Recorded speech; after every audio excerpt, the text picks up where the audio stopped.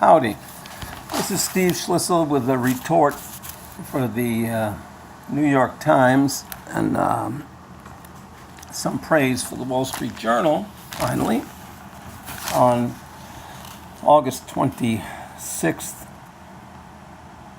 in the year of our Lord, 2017.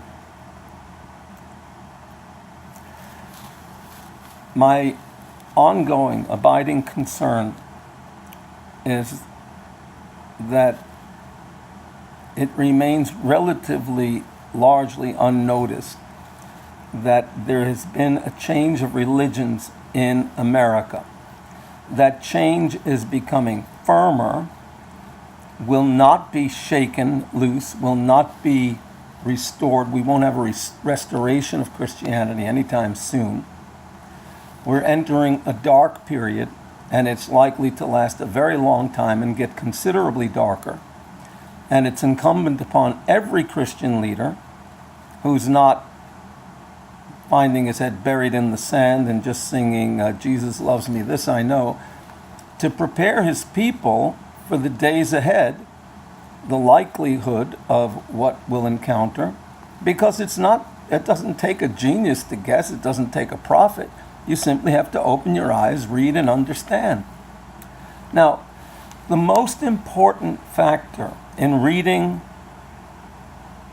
the news is to read the most influential news source, which is the New York Times, hands down. No one comes close. Even though the Wall Street Journal has a wider subscription base, has a wider circulation, I understand. This is the most read newspaper in the country.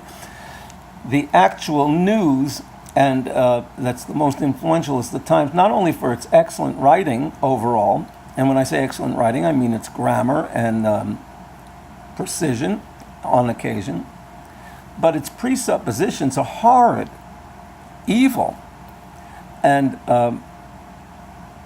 it is the paper that other news sources look to for their lead, to see what they should go after. But more so, as long as it remains the number one newspaper, which of course the Journal is a specialized paper, not simply general interest, but as long as it remains the most widely read and most influential newspaper, you have to pay careful attention to the structure of its language, its architecture of approach. How does it say the things it says? What did we learn about the beliefs of the people writing? And it's very clear. They are obsessed with egalitarianism as a replacement of Christianity. They love and hate in accordance with the religion of egalitarianism, and their presuppositions have gotten to the point where they do not permit any writers to consider questioning any egalitarian precept. They are givens, they are orthodoxy, and to question them is heresy that calls for immediate beheading, termination, that's it. They cannot tolerate anyone challenging them. They think of themselves as the ones who are the saviors of the world, the saviors of America. I can give you more examples than you ever care to see, but I'll just note, in yesterday's paper, Thursday's rather, they had an article on the Wall Street Journal's editor-in-chief admonishing reporters over the coverage given to Trump. And the editor-in-chief of the Wall Street Journal, Gerard Baker, faced unease and frustration in his newsroom over his stewardship of the newspaper's coverage of President Trump, which some journalists there say has lacked toughness and verve.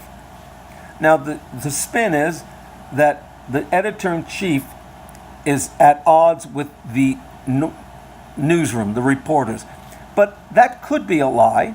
It could be that a couple of reporters are against the policy of the editor-in-chief, but they should work somewhere else if they don't like it. The impression is, from the perspective of those who share the New York Times sympathies and deadhead. Some staff members expressed similar concerns on Wednesday after Mr. Baker. See, The staff members, some, we don't know how many, could be 2, could be 3, out of how many? 100? 75? We don't know. You can't trust these guys for nothing. After Mr. Baker, in a series of blunt, late-night emails, criticized his staff over their coverage of Mr. Trump's Tuesday rally in Phoenix, describing their reporting as overly opinionated. Is there anyone who reads anything in the Times or the Journal now concerning Trump that doesn't think it's overly opinionated? He had said, the editor-in-chief Gerard Baker, sorry, this is commentary dressed up as news reporting. He's 100% right, and I'm celebrating before God that someone remembers that journalism is supposed to convey the facts and not talk down to us, not try to interpret for us. You can do that on the editorial page, you can do it on commentary pages, but in the news reporting section, you tell me what happened, you schmuck, and let me decide what it means. You manipulative, patriarchal hypocrite. He added in a follow-up, could we please just stick to reporting what he said rather than packaging it in exegesis and selective criticism? Now, they don't like that he said that, but is that not what they do? And they're not even up to the ankles of the Times in this thing, but do they give examples of why they don't do it or how it's clean of that sort of abuse? No, because they can't, because they are guilty of these things. A copy of Mr. Baker's emails was reviewed by the New York Times. Several phrases about Mr. Trump that appeared in the draft of the article reviewed by Baker were not included in the final version on the journal's website. So there was a proposed set of articles. He said, I don't want opinion, I want reporting, and they made changes. That's the way it's supposed to work. They don't like that. The draft, in its lead paragraph, described the Charlottesville, Virginia protests as, quote, reshaping Mr. Trump's presidency. That is opinion. That is not a fact of what happened.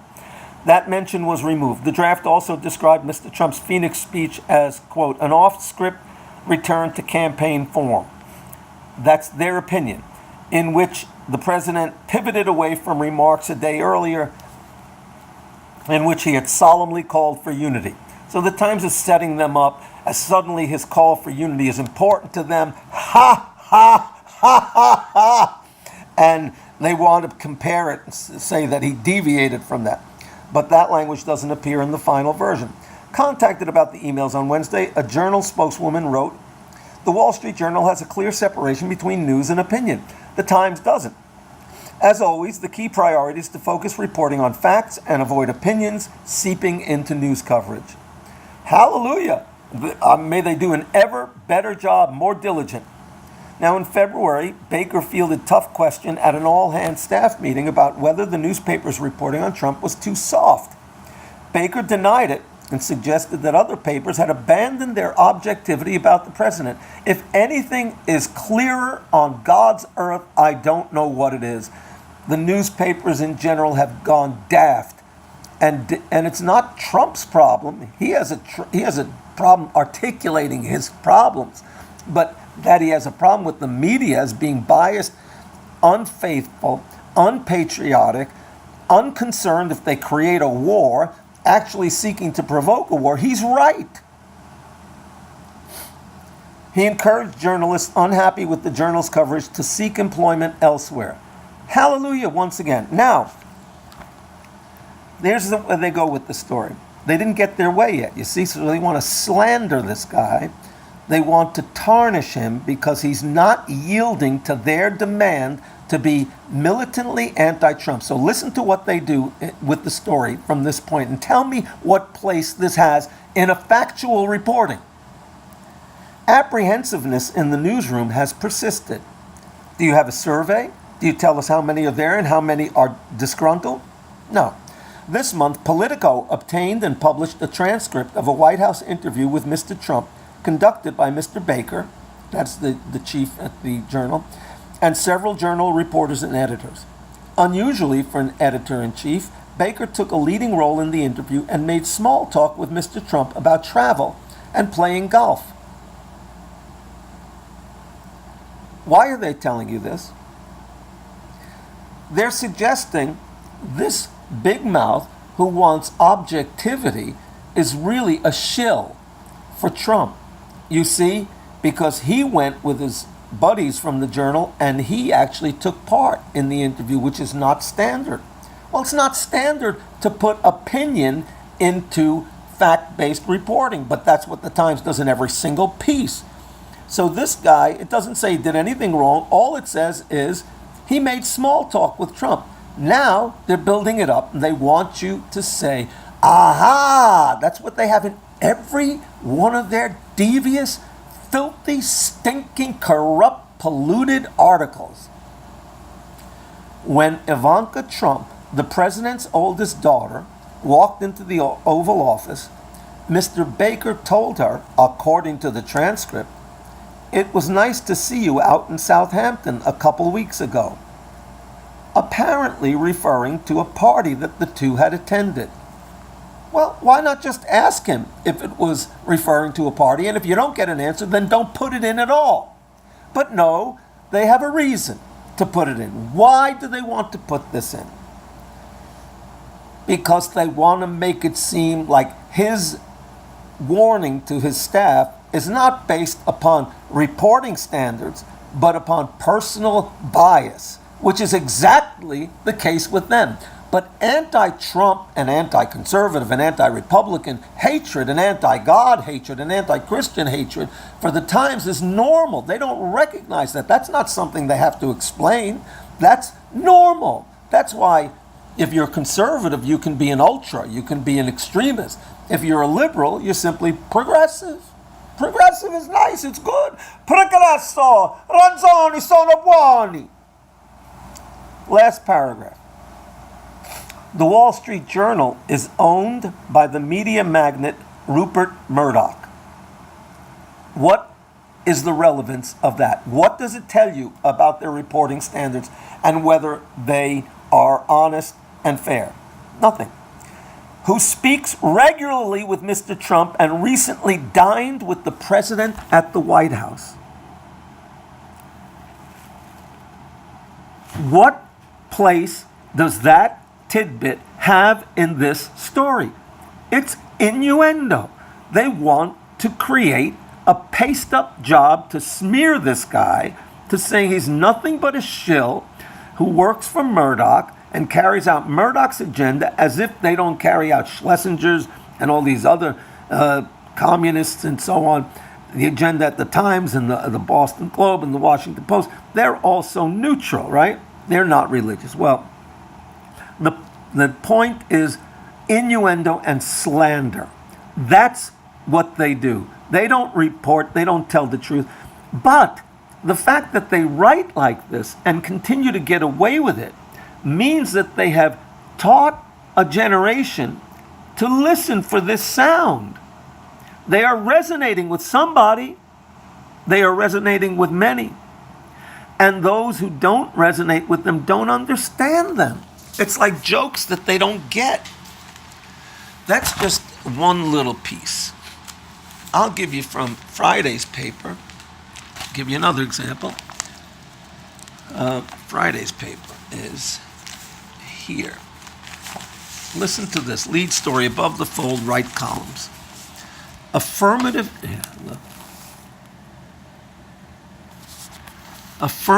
action yields little progress on campus for blacks and Hispanics.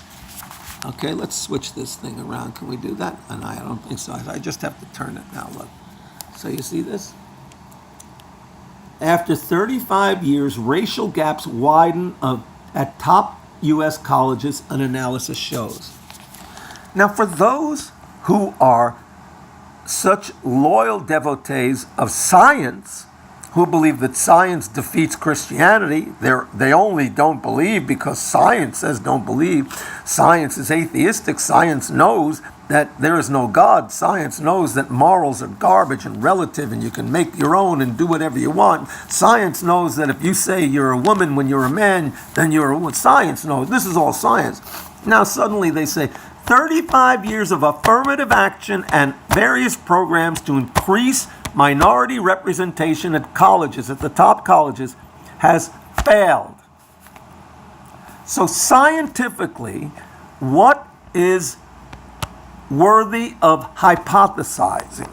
What might you consider if you find that certain minorities continue to be so-called underrepresented at better colleges? Could it be, is it possible that there's something wrong, something not college-like or not interested in college in the hearts and behaviors and attitudes of those people who otherwise might be in their colleges? Is it possible that there's something wrong with the people who make up the group? No. You're not allowed to even consider it. Oh, but at times that's not scientific to consider a very likely possibility. They have all these charts and graphs and all these diagrams covering 100 schools, including flagship universities, public, Ivy League colleges, private. The underrepresentation goes back at least to 1980, and it's just terrible. There's such a distinct disadvantage to begin with. It's because a cascading set of obstacles. This is Rousseau, pure Jean-Jacques Rousseau. Society does it to them. Culture does it to them. Organizations, entities do it. No individuals are responsible. And there's no black culture. There's no minority culture where your tuchus is hanging out and your pants are halfway down to your knees. That's not a culture. That's not fit for college. You should accept them into college. And if they're not there, then you're a racist. This is unbelievable, but it's exactly the spirit that I told you about when they found science that said there are brain differences in men and women, and some of those differences indicated computational skills belonging more to men of certain sorts, not men of certain sorts, but computational skills of certain sorts, than women, which could, in part at least, explain the engineering problem that we heard so much about a couple of weeks ago, which, by the way, I'm glad I mentioned it. I think that thing at Google is so important. We should have equity. We should have fair representation in all businesses. All corporations should have the same percentage of employees in their workplace as exist in the nation. Yesterday there was an article about museums in New York City. The most diverse place is underrepresented for people of color. And then they gave an example that a museum in Harlem has 80% and more on the board and the administration is black. And that's okay. They don't object to that. But if there are white people, which by the way is not the proportion of blacks in New York, but it's okay anyway because you have to make up for it. You have to have affirmative action. You have to be a hypocrite, a stinking, worthless, lying scuzz like they are. Say whatever you want, manipulate the deadheads, and move them to certain action, move them to hatred, move them to unpatriotic hatred of this country. That's okay. So I say, let's start with the most egregious instance of racial bias in a corporation. Employees. The NBA. 75% of players in the NBA who are, on average, millionaires are black.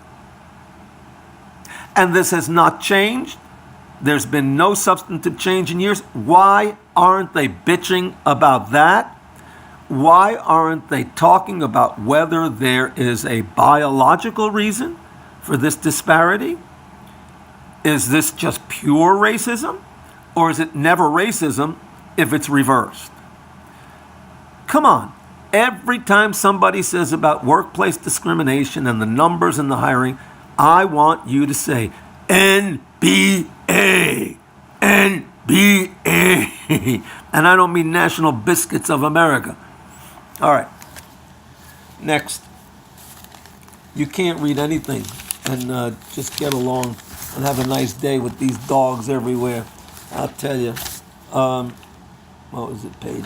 It's section B. There's someplace B9. All right, B9.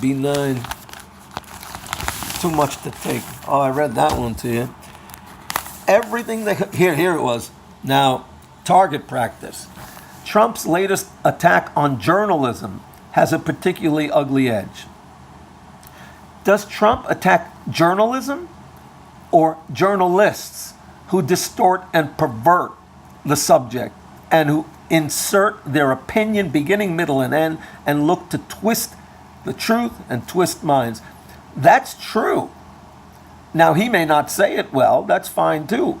I don't care. He can say that. Or you don't believe in free speech. But they don't like it when he says that. Every time you think President Trump's anti-press rhetoric can't get worse, he finds a way of surprising you and not surprising you all at the same time. That he will attack journalists on a regular basis should be expected at this point, and it is. The surprising part comes when he manages to outdo himself. After all, he couldn't possibly top enemy of the people, could he? Yet here he was in Phoenix on Tuesday telling a crowd of thousands of ardent supporters that journalists were sick people. So which you think is worse, sick people or enemies of the people? I think they're both accurate. He also said they don't like our country. I think that's 100% true. And they're trying to take away our history and our heritage. And that's true. And polls have indicated that these things are factually true, but they don't like science and they don't like truth and they don't like polls. They like opinion. And if Trump doesn't like their opinion, well, then that's it. So they want him dead. Nothing will do except his death. They talk endlessly. Every subject, every article you read has the agenda of egalitarianism. Stop. This equality is not enough. This equality is too much. And then in the sports thing, okay, here's the sports thing. Sports Thursday. What do you think the stinking sports page? You're going to have an article, a good one? No. First story. A silent protest raises many voices. Colin Kaepernick's decision to kneel during the national anthem prompted a backlash. Now, do you want to know why people think you don't like this country, you schmucks? You don't. You disrespect it. You think millionaire quarterbacks have a right to complain when these semi-competent players think they can disrespect the country. Colin Kaepernick's dad was a black guy. He was impregnated a white woman, and then that baby was given up for adoption. He was raised by a white family. His black father abandoned him, and he doesn't hold black men responsible for any problems in America, for abandoning the women, for using them like hoes, for treating them like garbage, for not sticking around to raise their own kids. That's not the problem. The problem is the government or some other source of irritation for these people. And so they know their rights, you see. A protester wearing a shirt. These people don't know their rights from their anuses. They don't know the Constitution. They don't know the background. They couldn't tell you what century it was written and adopted. They are ignoramuses. But they gather in front of the NFL headquarters in New York, which, by the way, I didn't know that they were in New York, and I don't care. But during a protest over the quarterback's absence from an NFL roster. No team hired him, and so they're protesting to the NFL. What kind of schmucks? What kind of idiots? What kind of stupid? Hey, nobody wants the guy. Who are you protesting to? Form a team and hire him. Who's stopping you, you idiots? They don't. Everything has to be politicized, and it has to be in terms of hating America and not being white. You must not be white. They have, again, story about what the most looked at story in recent days was one by one of their reporters where he said, Frank Bruni, in the opinion section, by the way, his article, "I'm a white man, hear me out." He was, please let me talk even though I'm white. I know I don't have any rights, but maybe I got something to say. I don't know. And it's a pathetic apology. It's disgusting. This is the new time. Now listen to these kinds of things. Jenna Wortham and Wesley Morris discuss the present political moment's effects on emotional and physical well-being. In other words, does Trump make you physically sick and emotionally sick, as well as potential remedies for that which ails us? Another story, President Trump can often sound like two different people. How can you tell them apart? This is, and then it says, about a cunning voice and a night we spend gazing at the stars, a 12-hour song, dance, and storytelling piece led by indigenous women. Are they women who are women indigenously? Are they indigenous people who are women? Or are they Native Americans? Are they Inuits? What's an indigenous woman? Come here, baby. Anybody born in America is an indigenous woman to me. And if she speaks English, she's even better. Digesting Lessons of History is a story about restaurants and reviews. What is the spin there? It's about a restaurant that named itself Fowler and Wells, which was a joke that they thought of. The liberal who owned it made a joke by naming it after two 19th century phrenologists. Now, phrenology was the pseudoscience of head bumps where they told you all kinds of things about yourself. And then this guy did some study into the people that the restaurant was named after, and he found out that one of them said some racist, idiotic things. So he published that in his review of the restaurant. Now, what's that have to do with the restaurant? Oh, but it always had, that's the most important thing. You understand, people are reading this every day. They're taking it in every day. They believe this is what's important. This is the way to measure life. This is the way to see if you're righteous, if you're holy, if you're pleasing to the deity, the times.